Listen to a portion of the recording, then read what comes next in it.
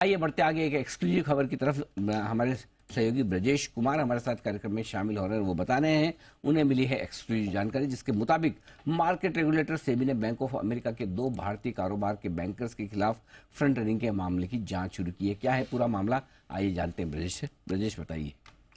बिल्कुल, जिस तरह से विदेशी मीडिया में, इंटरनेशनल मीडिया में खबरें आ रही थी कि बैंक ऑफ अमेरिका के ने 2 जो उनका भारतीय कारोबार है उससे जुड़े 2 बैंकर्स को सस्पेंड किया है, और सस्पेंड इसलिए किया गया है क्योंकि फ्रंट रनिंग के आरोप हैं। तो इस मामले की शिकायत जो है वो सेबी तक भी पहुंची थी, विसिल ब्लोअर की भी चिट्ठी गई थी। साथ ही जिस तरह से इंटरनेशनल मीडिया में इस मामले पर कवरेज हुई है उसको देखकर भी सेबी ने जांच शुरू की है। सेबी ने बैंक ऑफ अमेरिका से जानकारी मांगी है कि पूरा मामला क्या है, बैंकर्स को क्यों सस्पेंड किया गया है, छुट्टी पर क्यों भेजा गया है, साथ ही क्या क्या प्रोसेस उन्होंने फॉलो किया था, और एक्सचेंजेस से भी इस बारे में जानकारी मांगी गई है।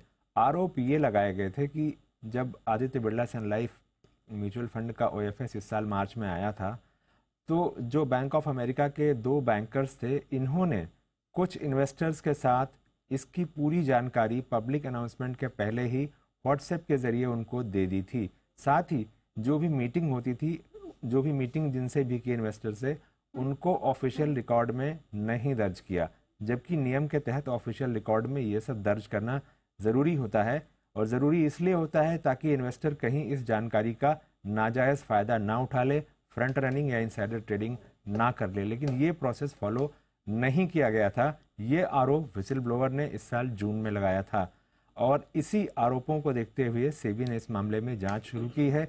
साथ ही ये भी देखा जा रहा है, इस मामले में एक्सचेंजेस से जानकारी मांगी गई है कि क्या ये जो जानकारी पब्लिक अनाउंसमेंट के पहले लीक हुई थी, इसके आधार पर किन किन इन्वेस्टर्स ने क्या पोजीशन ली, क्या उन्होंने ट्रेडिंग किया, और वाकई में क्या कहीं इनसाइडर ट्रेडिंग इस मामले में हुई। साथ ही आदित्य बिरला सन लाइफ एएमसी के पहले के जो 2 इश्यूज जो चर्चा में हैं, जिनको लेकर आरोप लगाए हैं विजिल ब्लोअर ने, एक फर्स्ट क्राई का था और दूसरा पीएनबी हाउसिंग फाइनेंस के राइट्स इशू का था।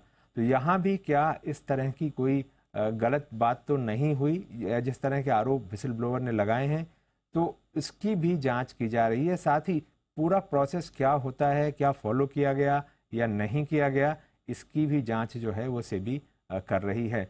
हालांकि कुछ मर्चेंट बैंकर्स जिनसे अनऑफिशियली जो उन्होंने कहा कि कई बार ये बहुत थिन लाइन होती है कि आप किसी इन्वेस्टर को जाते हैं किसी इशू के बारे में पिच करने, और आप पूरे ट्रस्ट के साथ आप उनसे जानकारी साझा करते हैं, ये मानकर कि कहीं कहीं कोई उसका गलत इस्तेमाल नहीं करेगा। लेकिन फिर भी इस तरह की जो संभावनाएं हैं, इस तरह की जो शंकाएं हैं, आशंकाएं हैं, वो हो जाती हैं। इस मामले पर बैंक ऑफ अमेरिका ने हमसे कहा कि उनके पास कोई कमेंट नहीं है ऑफर करने के लिए, जबकि सेबी ने हमारे ईमेल का कोई जवाब नहीं दिया।